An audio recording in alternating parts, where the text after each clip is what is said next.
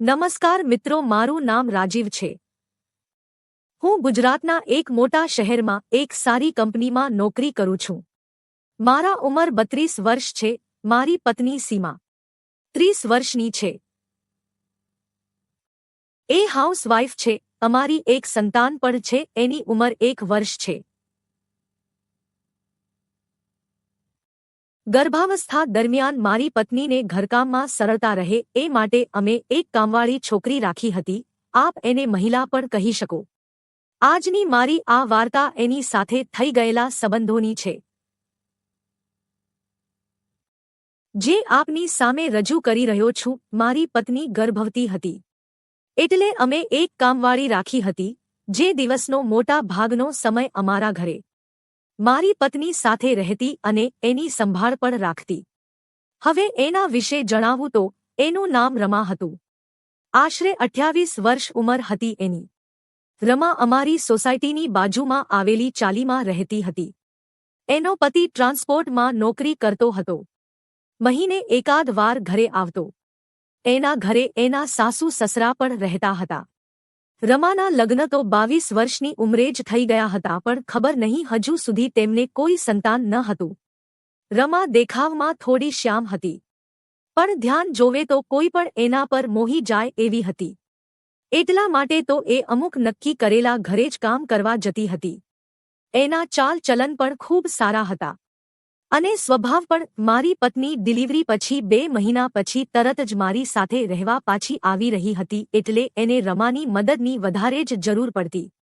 હું દરરોજ સવારે 11 વાગે નોકરી પર જતો રહેતો અને સાંજે 5 વાગે આવતો। આ સમય દરમિયાન અમારા બાળકને સાચવવાથી માંડીને ઘરના તમામ કામકાજ એ જ કરતી। એવું ન હતું કે હું રમા સામે સાવ જોતો ન હતો, પણ મને આ બધું યોગ્ય ન હતું લાગતું। નહીં તો જ્યારે ઘણીવાર સવારે હું સોફા પર બેસીને છાપું વાંચતો હોય અને રમા કચરા પોતા કરતી હોય, ત્યારે ઘણી વારી મારું ધ્યાન એની છાતી પર જતું રહેતું।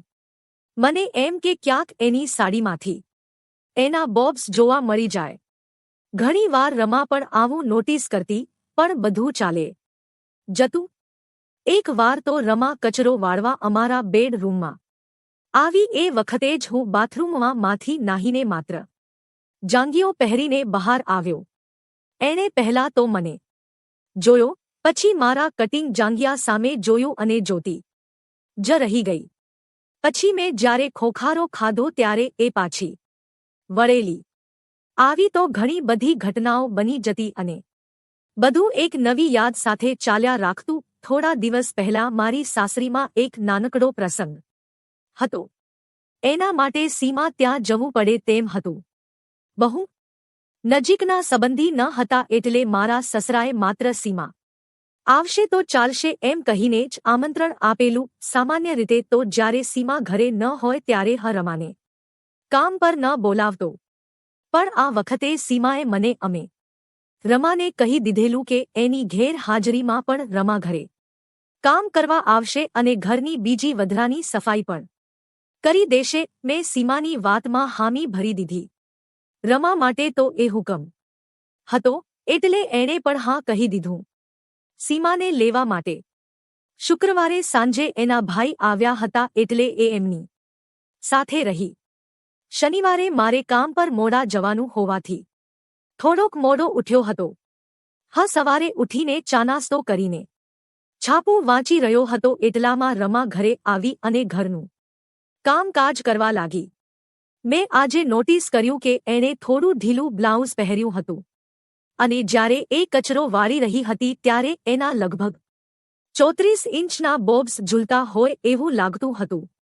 આજે એ મારી સામે વાંકી વળીને કચરો વાળી રહી હતી, પણ એણે મારા સામે જોવાની કે પોતાના સ્તનને છુપાવવાની તસ્દી ના લીધી, જાણે સામેથી મને જોવા આમંત્રણ આપી રહી હોય। હું પણ ઝૂલતા મિનારાને જોવાનો આનંદ લઈ રહ્યો હતો। મારા પેન્ટમાં થોડીક સળવળ પણ થઈ, પણ મેં મારી જાતને કાબૂમાં રાખી હતી। આમ પણ ડિલિવરી પછી સેક્સ કરવાનો બહુ મેળ પડતો ન હતો અને પહેલી ડિલિવરી હતી, એટલે સીમા અમારા બાળક પ્રત્યે થોડી વધારે પોઝેસિવ હતી। મને એ યાદ ન હતું મેં છેલ્લી વાર સીમાને ક્યારે ચોદી હતી. લગભગ એકાદ મહિનો થઈ ગયો હતો. રમા મેઇન હોલમાં કચરો વાળીને એની ગાંડ મટકાવતી બેડરૂમમાં ચાલી ગઈ. એણે ત્યાં પણ સફાઈ કરી અને પછી પોતું કરવા વળી પાછી મેઇન રૂમમાં આવી. હવે એ વાંકી વળીને પોતું કરી રહી હતી એટલે એના સ્તન સ્પષ્ટ રીતે જોઈ શકાતા હતા. અને તીરહી નજરે જોઈ રહ્યો હતો એ રમાને પણ ખબર હતી. થોડીવાર પછી એ એકીટશે મારી સામે જોઈ રહી અને જ્યારે મેં એની સામે જોયું તો એ હસવા લાગી. રમાને પણ મારી નકલી એક્ટિંગનો અંદાજો આવી ગયો હતો. એ મારી સામે પડેલા ટેબલને સાફ કરવા વાંકી વળી અને મને એકદમ સાફ રીતે દેખાય એમ એના સ્તન ઝુલાવવા લાગી. આ વખતે મેં એની સામી જોયું અને પછી હસવા લાગ્યો.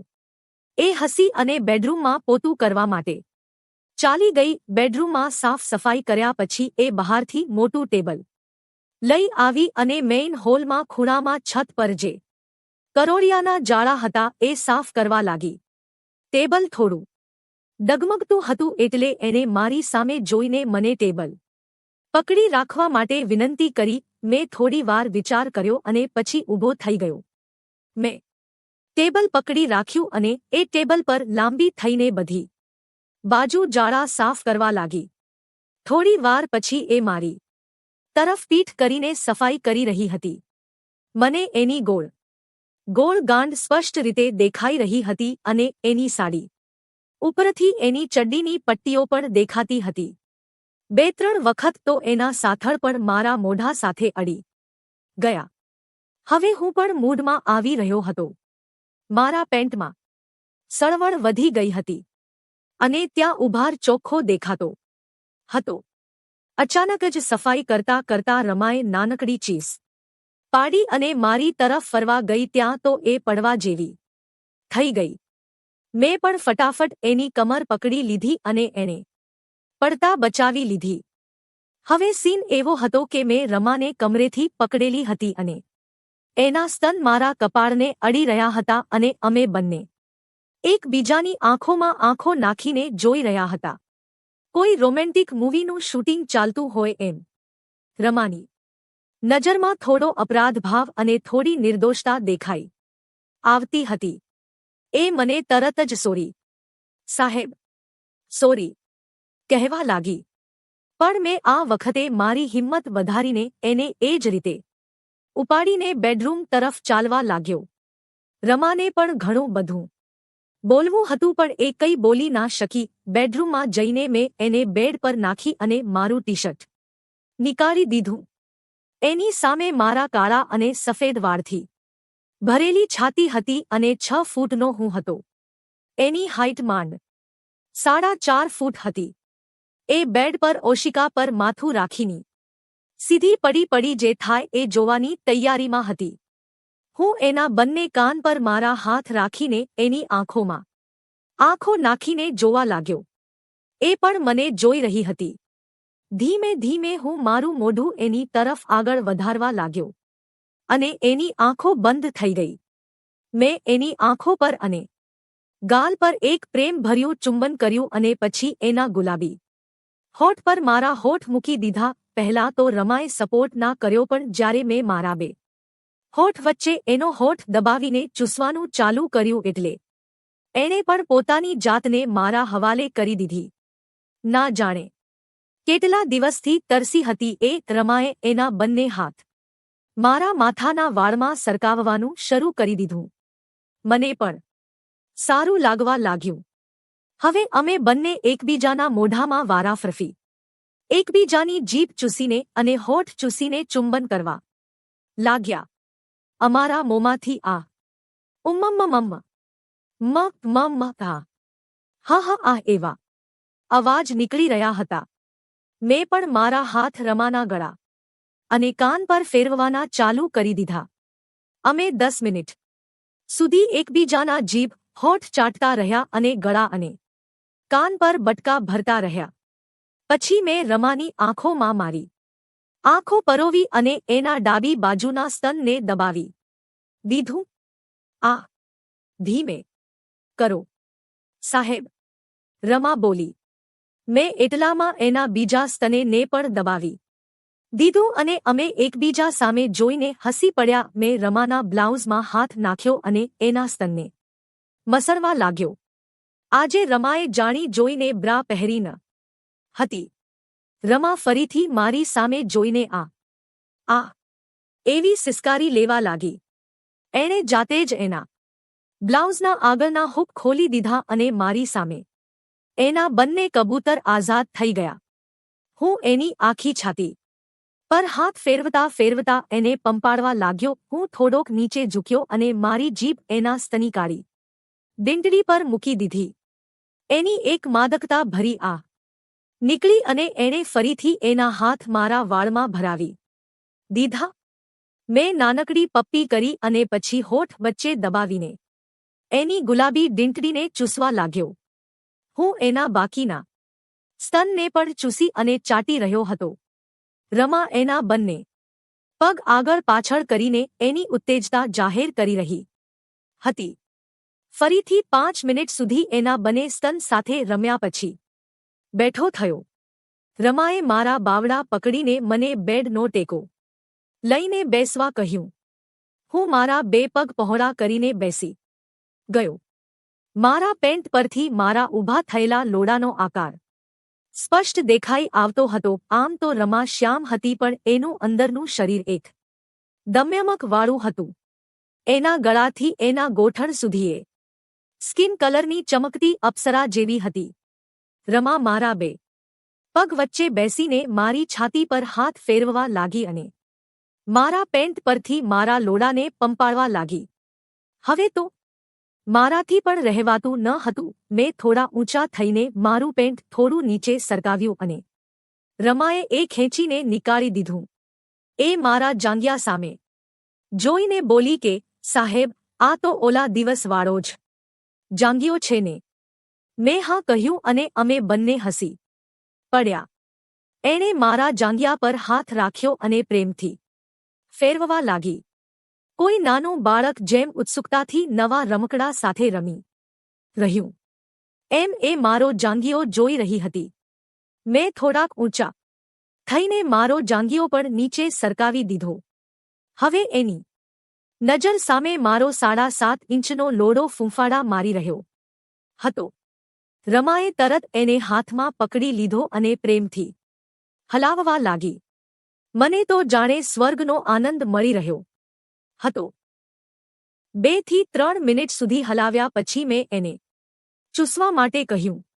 રમાએ એક ઘડી મારી સામે જોયું અને પછી એનું મોં ખોલીને મારા લોડાના ટોપા પર રાખી દીધું.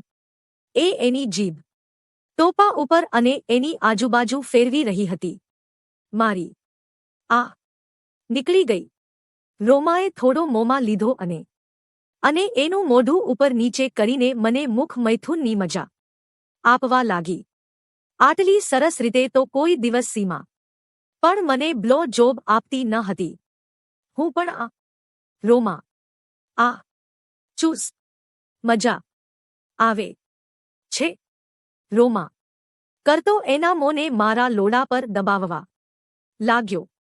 5 થી 7 મિનિટ સુધી મસ્ત રીતે મારા લોડાને ચૂસ્યા પછી રોમાને ખાંસી આવવા લાગી એટલે એ બેઠી થઈ ગઈ. અમે બંનેએ પાછા એકબીજાના હોઠ ચૂસ્યા અને જીભ ચાટી. હવે રોમાએ એની સાડી ખોલી દીધી અને એનો પેટીકોટ ઊંચો કરીને મારા લોડા પર બેસવા આવી. આ વખતે મને એની ચૂતના દર્શન થયા. શ્યામ કલરની અને ચમકતી ચૂત. એની આજે જ સાફ કરી હોય એવું લાગતું હતું. મેં પણ મારા લોડાનો ટોપો એની ચૂતને અડી ગયો પછી રોમાને ખ્યાલ આવ્યો મારો લોડો સહજતાથી એની ચૂતમાં નહીં જાય અને એમ પણ રોમાના ઘરવાળાનો લોડો મારા લોડા કરતા નાનો છે એવું રોમાએ મને પછીથી એક વાર કહ્યું હતું. રોમાએ એનો હાથ થૂંકવાળો કર્યો અને મારા લોડા પર ફેરવ્યો. ફરીથી થૂંકવાળો કરીને એની ચૂત પર પણ ફેરવી દીધો. હવે મેં પણ મારા લોડાને પકડીને તટ્ટાર રાખ્યો અને રોમાને એના પર બેસવા દીધી. રોમાની ચૂત ગરમ હતી એટલે શરૂઆતનો ભાગ આરામથી અંદર જતો રહ્યો. એ મારી છાતી ઉપર આગળની આજુ ઝૂકી ગઈ અને એટલો લંડ એની ચૂંટમાં આગળ પાછળ થાય તેમ હલવા લાગી. મને ખૂબ મજા આવી રહી હતી. એ મારી છાતીના વાળમાં એના હાથ પ્રેમથી પંપાળી રહી હતી, જેમ જેમ રમા આગળ પાછળ હલીને ચોદાવી રહી હતી. એમ એમ મારો લોડો એની ચૂંટમાં વધારે ને વધારે અંદર જતો હતો અને હવે લગભગ 6 ઇંચ જેટલો રમાએ અંદર લઈ લીધો હતો. અને આ સાહે આ ચોદો આ મજા આવે છે ઉફ કરતી કરતી ના જાણે શું બબડી રહી હતી, પણ એના ધક્કા સાથે તાલ મિલાવીને મારી કમર આગળ પાછળ કરીને એને ચોદવાની મજા માણી રહ્યો હતો. 10 મિનિટ સુધી આ રીતે અમે બંને એકબીજાના શરીરને ચૂંટતા રહ્યા. હવે રમા થોડીક વધારે જોરથી કૂદવા લાગી અને સાહેબ ચોદો ફાડી મને ચોદી લ્યો કરતી કૂદવા લાગી. મને ખ્યાલ આવી ગયો કે રમાનું પાણી નીકળી જશે એટલે મેં ઝડપથી મારો લોડો બહાર નીકાળી દીધો અને એને સીધી ઊંઘાડીને એના બંને પગ વચ્ચે આવી ગયો. મેં મારો હાથ એની ચૂંટ અને સાથળ પર ફેરવ્યો અને એની ચૂંટના હોઠને રમાડવા લાગ્યો. મારી ઈચ્છા તો મજાથી એની ચૂંટ ચાટવાની હતી, પણ મારા સાહેબપણાની બીકે મેં એવું ન કર્યું. હું સીમાની ચૂંટ પણ ચાટતો ઘણીવાર. હવે મેં રમાની ચૂંટ પહોળી કરીને એમાં મારી 2 આંગળી નાખી દીધી અને આગળ પાછળ કરવા લાગ્યો. રમા આંખો બંધ કરીને પાછી શ આ ઉફ ઉફ કરવા લાગી. થોડીવાર એને આ રીતે મજા કરાવ્યા પછી મેં મારો કડક લોડો એની ચૂંટ પર ઘસવાનો શરૂ કરી દીધો. હવે રમાથી રહેવાતું ન હતું. એ મને લોડો અંદર ઘાલવા કહેવા લાગી, આ સાહેબ બે તડપાવો નહીં, આહ ઘાલી દ્યો ને. અને મેં એક સરસ શોટ માર્યો. રમા આખી હલી ગઈ, ફાટી ગઈ. સાહેબ હું થોડીવાર સ્થિર થયો અને રમા ઉપર ઝૂકીને એના સ્તન પંપાળવા લાગ્યો. થોડી વારમાં રમા સ્વસ્થ થઈ એટલે મેં ધીમે ધીમે આગળ પાછળ થવાનું ચાલુ કર્યું. રમાના મોં પર પણ સ્મિત આવવા લાગ્યું. હું એની હાલત સમજી ગયો અને ધીમી ચોદવાની સ્પીડ વધારી દીધી. હું થોડીવાર સ્થિર થયો અને રમા ઉપર ઝૂકીને એના સ્તન પંપાળવા લાગ્યો. થોડી વારમાં રમા સ્વસ્થ થઈ એટલે મેં ધીમે આગળ પાછળ થવાનું ચાલુ કર્યું. રમાના મોં પર પણ સ્મિત આવવા લાગ્યું. હું એની હાલત સમજી ગયો અને ધીમી ચોદવાની સ્પીડ વધારી દીધી. હવે હું પણ આ રમા આ લે મારો આખો લઈ લે જલ્દી ઉફ કરતા કરતા ફટાફટ ચોદવા લાગ્યો. આ બાજુ રમા પણ ચોદો ને. સાહેબ બે મજા આવે છે, ફાડી નાખો, જોરથી ચોદો એમ બૂમો પાડવા લાગી. આમ ને આમ અમે 15 મિનિટ સુધી સહવાસ કરતા રહ્યા. પછી અચાનક મારું શરીર અકળાવા લાગ્યું અને મારો લોડો વીર્યથી ભરાવા લાગ્યો. મેં રમાને ઇશારો કર્યો તો એણે ચાલુ રાખવા માટે કહ્યું અને અચાનક મારા લોડામાંથી વીર્ય છૂટવા લાગ્યું. 1 2 3 7 પિચકારી ગરમ કામરસની મેં રમાની ચૂંટમાં છોડી અને એની ગરમીથી રમાના પગ પણ ધ્રુજવા લાગ્યા અને એનો કામરસ પણ છૂટી ગયો. એણે એના બંને હાથ મારી પીઠ પર દબાવી દીધા અને એના નખ મારી ચામડીમાં ઘૂસી ગયા. મને થોડું દર્દ થયું, પણ રમાના સંતોષ સામે આ કાંઈ ન હતું. હું રમા પર ઢળી પડ્યો અને એ મારા નીચે દબાઈ ગઈ. અમે બંને હાંફી રહ્યા હતા અને અમારા બંનેના પ્રેમનો રસ અમાર ગુપ્તાંગમાંથી બેડ પર વહી રહ્યો હતો.